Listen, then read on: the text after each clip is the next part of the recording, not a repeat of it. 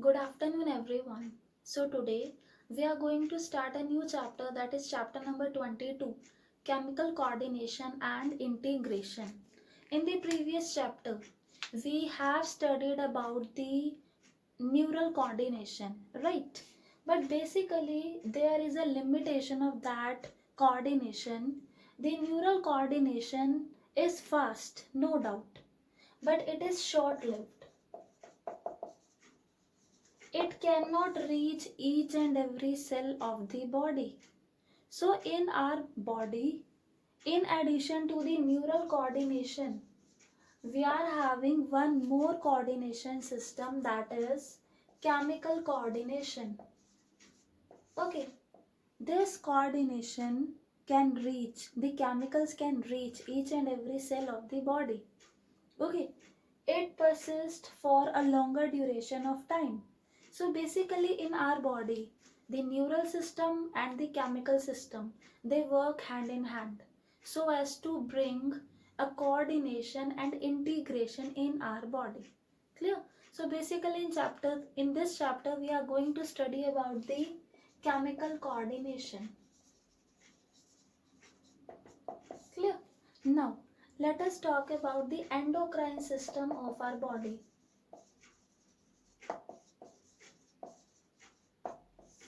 So basically in the human body, different glands are present. Glands are nothing, actually glands are the cells or the organs that secrete something. In your body, whatever cell, whatever organ is going to secrete a thing, that will be known as a gland. Simple. Okay. So basically endocrine system is a system in which the glands are present in our body. These glands secrete their secretion directly in the blood. Okay, these are known as ductless glands. They are not having any kind of duct. Suppose here is a gland, it is producing a secretion. The secretion that is produced by the endocrine gland is known as hormone. Clear? So the secretion that is produced by this gland is directly inserted in the blood. Obviously here the capillaries are there. The capillaries reach each and every cell. The capillaries will reach here also. Its secretion will be directly discharged in the blood without the help of any duct. Clear?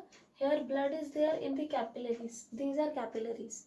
So the secretions of the gland, these are directly discharged in the blood. So that's why they are known as ductless glands, because they are not having any duct. Clear? So if I'll talk about what do you mean by the term hormone. Obviously these are the chemical substances. These are non-nutrient substances. Hormones are non-nutrient. These are not going to provide any kind of nutrition to our body.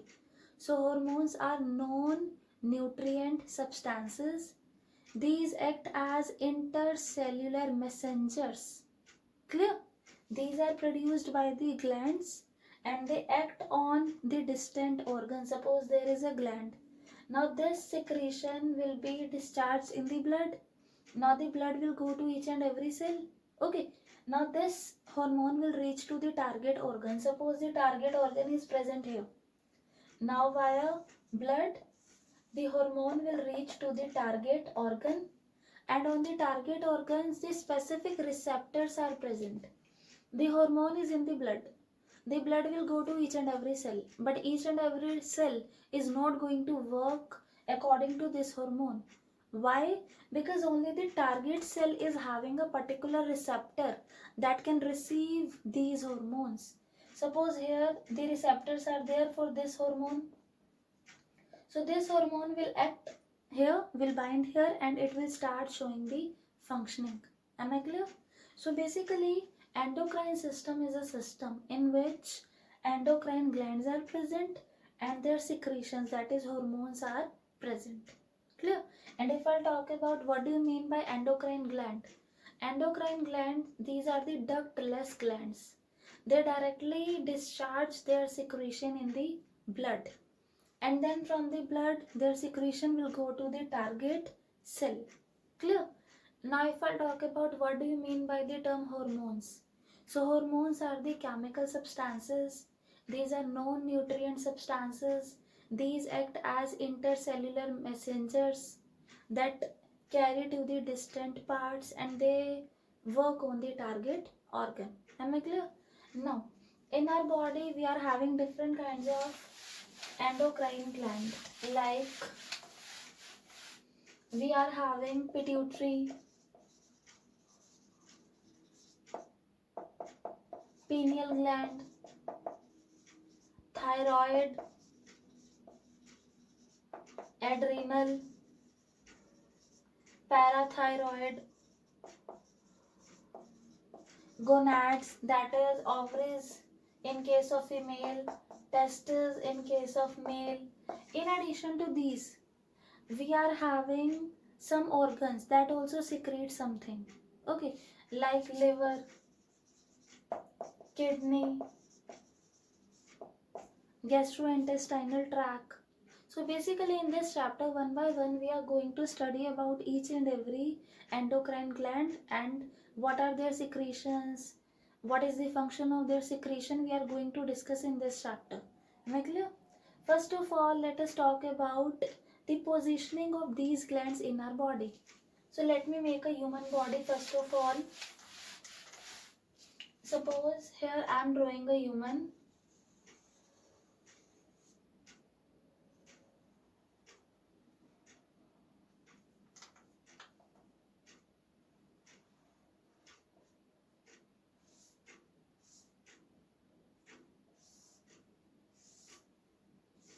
Suppose here I have drawn a human, right?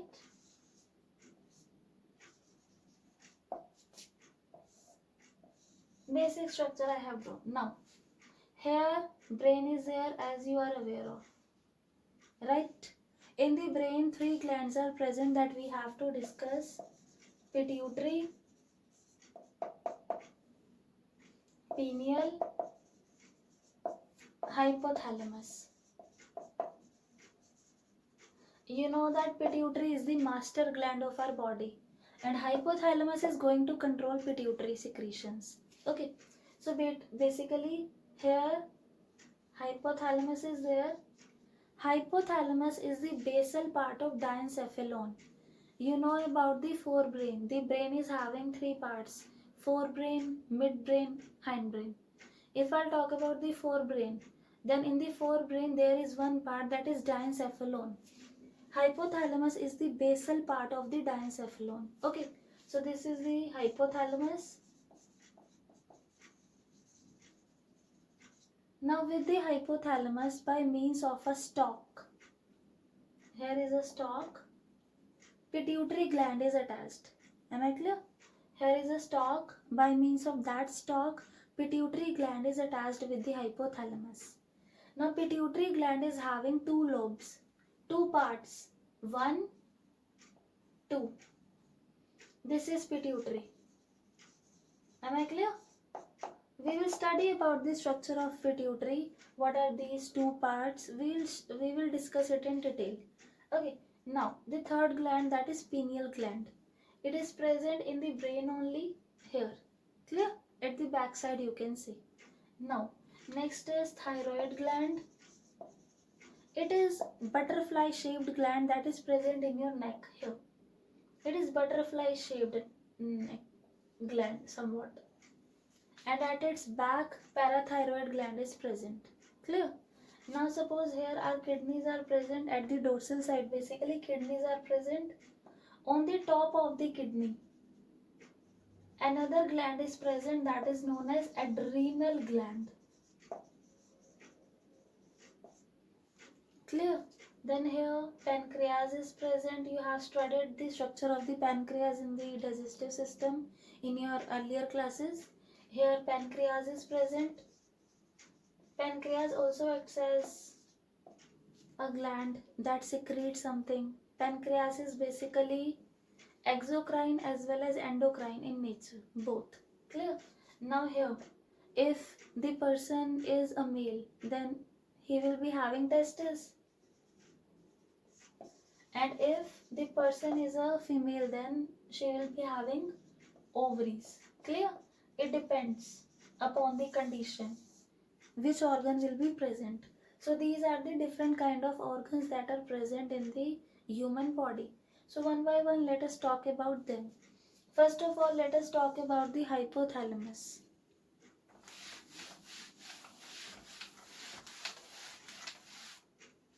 Okay, now we have to talk about hypothalamus. As I told you, now only hypothalamus is the basal part of the diencephalon, and diencephalon is a part of the forebrain. Okay, now if I'll talk about the hypothalamus, then hypothalamus secretes two kind of hormones, and these two type of hormones, they will go and work on the pituitary. Basically, these will guide the pituitary.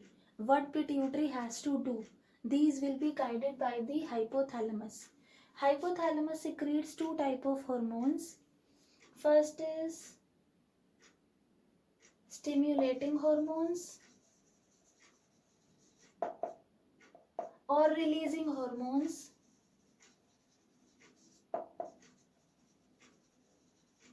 Second is inhibiting hormone.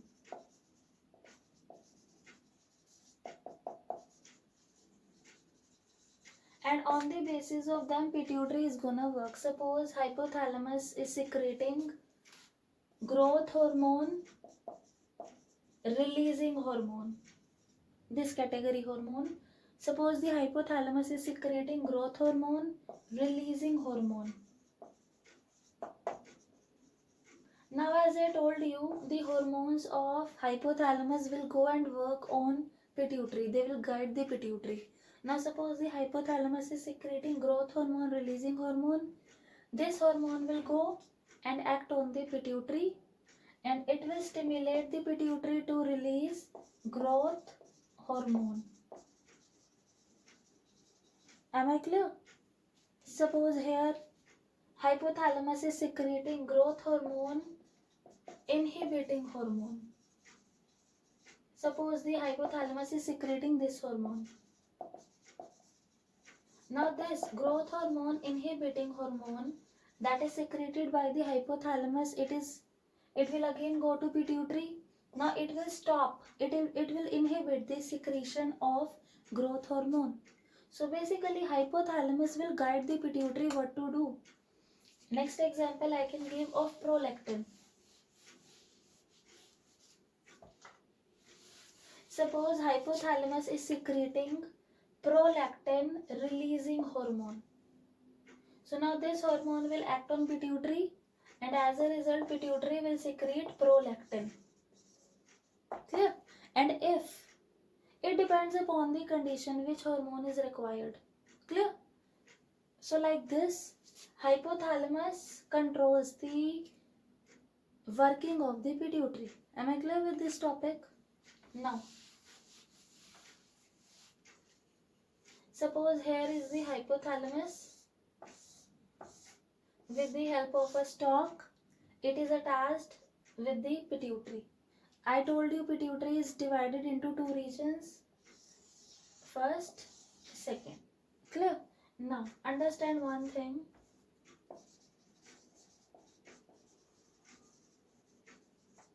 Hypothalamus is having neurons. Clear?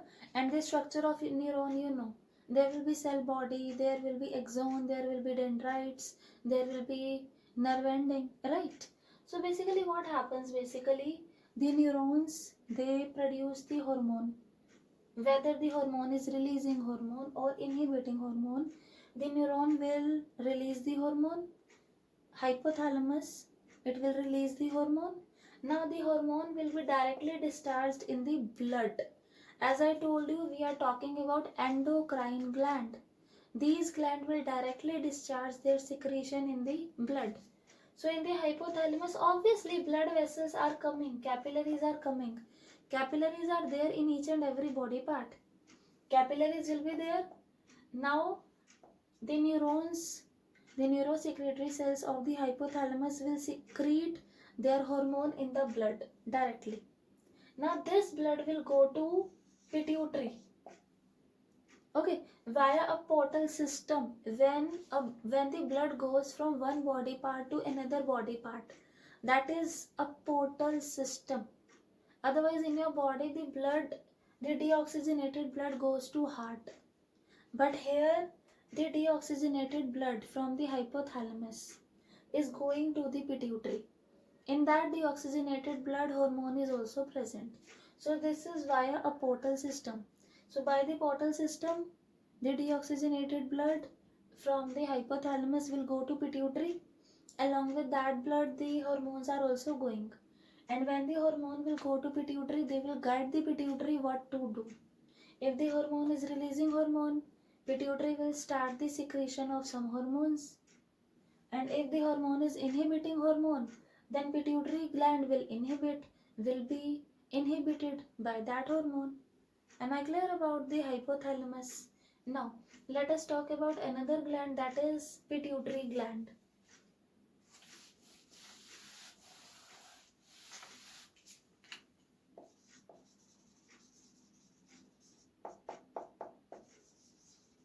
Now, the pituitary gland is located on a bony cavity. Clear? It is attached by means of a stalk with the hypothalamus. Now, if we'll see the structure of the pituitary, then it is divided into two parts. This is adenohypophysis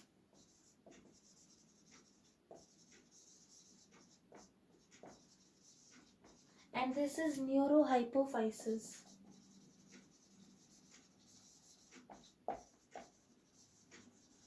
Basically, the hypothalamus was secreting, releasing hormone and inhibiting hormone. These hormones, they act on the adenohypophysis. Okay, they will not work on the neurohypophysis. Neurohypophysis is under the direct neural control of the hypothalamus. They releasing hormones, inhibiting hormones, they will come on the adenohypophysis, on the anterior pituitary basically. Clear? Now, in the adenophysis, again two regions are present. 1, 2. First is pars distalis. Second is pars intermedia.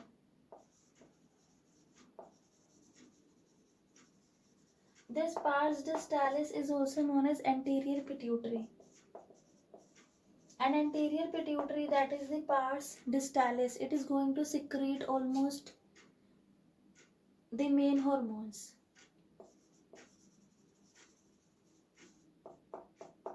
Okay, basically pituitary secretes 9 hormones.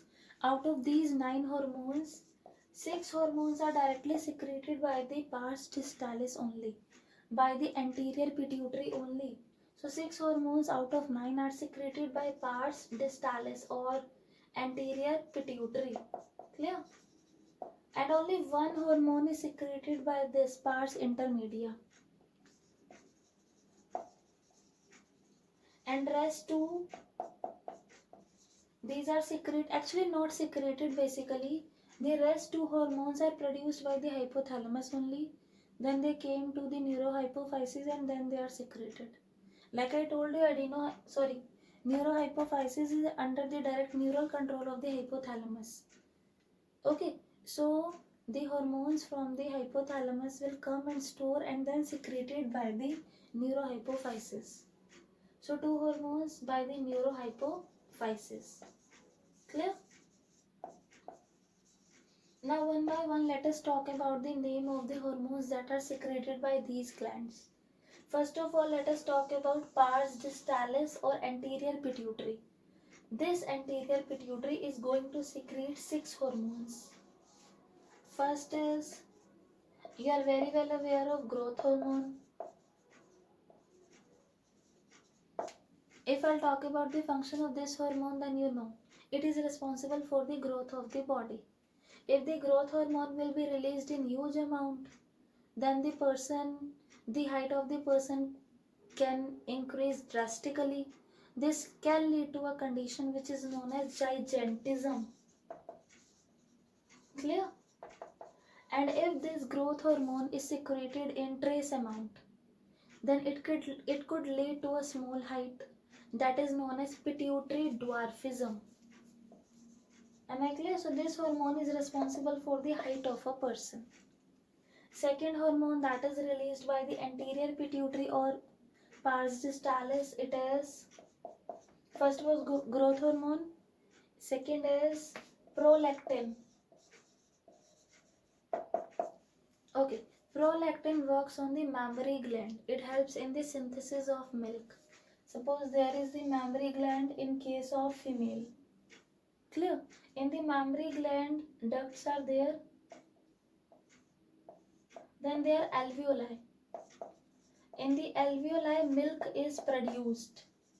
You know that female mammary gland produces milk. So in the alveoli of the mammary gland, milk is produced. This prolactin works on the mammary gland and it helps in the synthesis of milk. Only and only synthesis of milk, not ejaculation. For the ejaculation, there is another hormone. Prolactin helps in the synthesis of milk. Clear? Now third hormone that is secreted by pars distalis or anterior pituitary. Adrenocorticotropic hormone. Adrenocorticotropic hormone. As the name suggests, this hormone will work on the adrenal gland. It will work on the adrenal cortex basically. Clear? Now next is luteinizing hormone.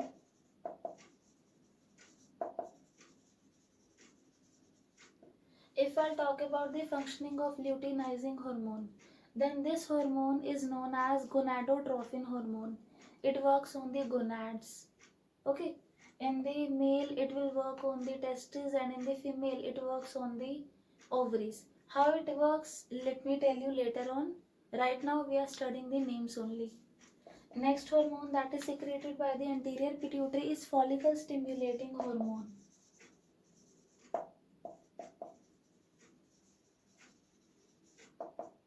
Basically, LH and FSH, luteinizing hormone and follicle stimulating hormone. These two are gonadotrophins. These two work on the gonads. These two work on the testes and kidneys. Clear? Next is thyroid stimulating hormone.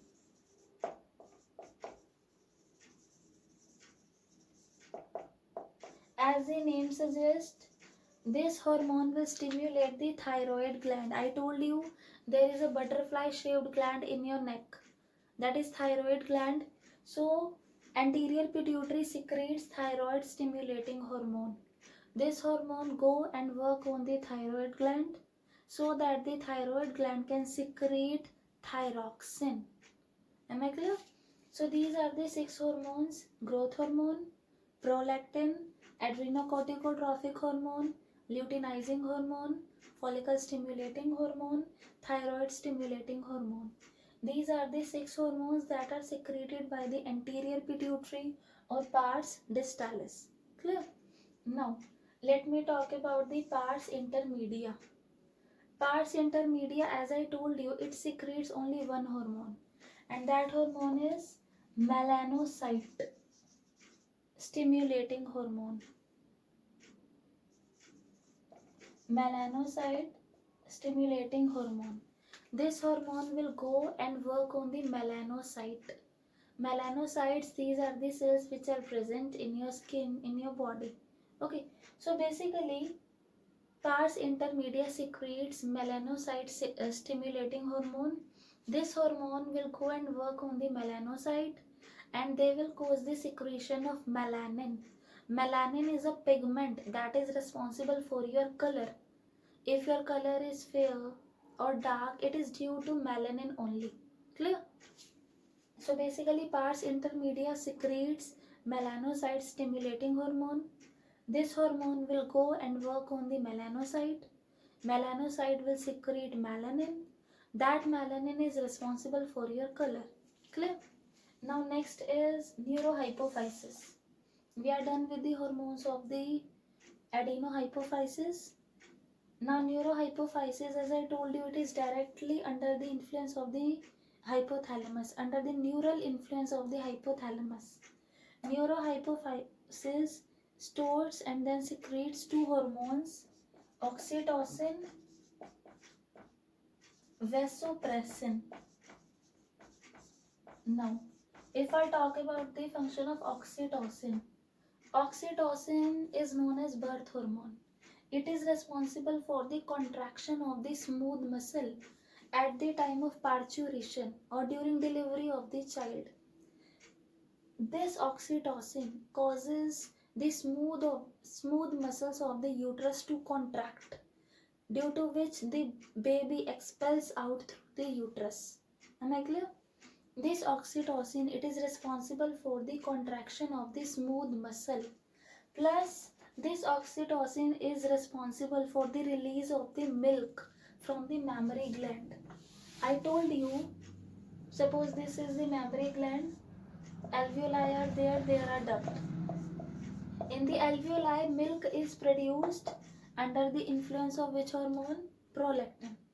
Prolactin will cause the synthesis of milk, while ejaculation of the milk by the nipple, it is being done by the oxytocin.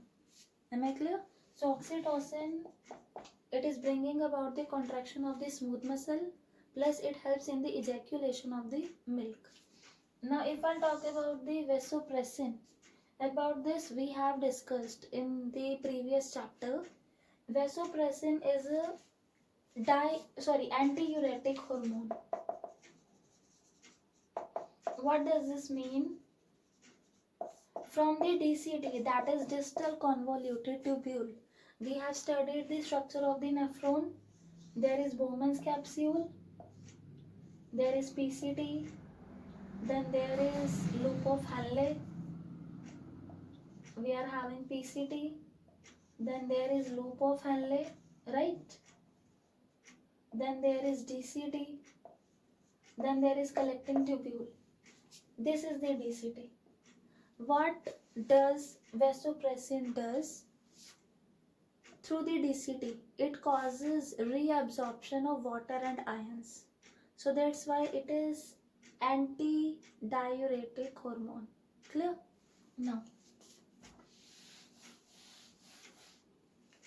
Now we have studied the names of the different hormones and their functions that are secreted by the pituitary.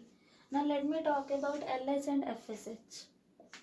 I told you luteinizing hormone and follicle stimulating hormone. These are the hormones that are secreted by anterior pituitary. These are gonadotrophins. These work on the gonads. These work on the testes and the ovaries. How they work, let us talk about. Suppose I am talking about a male, and you know in male testes are present, right? So what will happen in the male? LH will go and work on the testes, and testes will secrete androgen. Am I clear? Pituitary, anterior pituitary will secrete LH. LH will go and work on testes. Now testes will secrete androgen. One example of androgen is testosterone. Now these androgen and FSH and androgen, they will cause spermatogenesis, that is formation of sperm. You know that in male sperms are produced. So this is the chemical control of that. Pituitary will secrete LH, anterior pituitary will secrete LH, that LH will work on testes. Testes will secrete androgen. Androgen and FSH, they will cause spermatogenesis. Now if I talk about their control in case of females. Now FSH is follicle stimulating hormone. In the female, in the ovary, follicles are present. Suppose this is the ovary. In the ovary, follicles are present. FSH matures these follicles. Okay, FSH causes the maturation of these follicles so that ovum can be made. So basically FSH will mature these follicles. Now the matured follicle is known as Graafian follicle. Now under the influence of FSH, the follicle have been matured. Now LH will come. Now LH will cause the rupturing of the Graafian follicle. Now the Graafian follicle will rupture, ovum will come out. Now the ruptured Graafian follicle. This is the ruptured Graafian follicle. Now this is known as corpus luteum. Ruptured Graafian follicle after the release of the ovum is known as corpus luteum. So basically what is the function of these two? FSH, follicle stimulating hormone. It causes maturation of the follicles. Graafian follicle will be made. Now LH will work. It will cause rupturing of the Graafian follicle. Ovum will come out. That is ovulation. The process of release of ovum from the Graafian follicle is known as ovulation. So Graafian follicle will get ruptured. So LH causes ovulation. And after rupturing of the Graafian follicle, corpus luteum will be made. So what is the function of LH in case of female? LH causes ovulation as well as maintenance of this corpus luteum. This corpus luteum will be maintained due to this LH. Am I clear with the topic of the endocrine system, hypothalamus and pituitary gland? Thank you.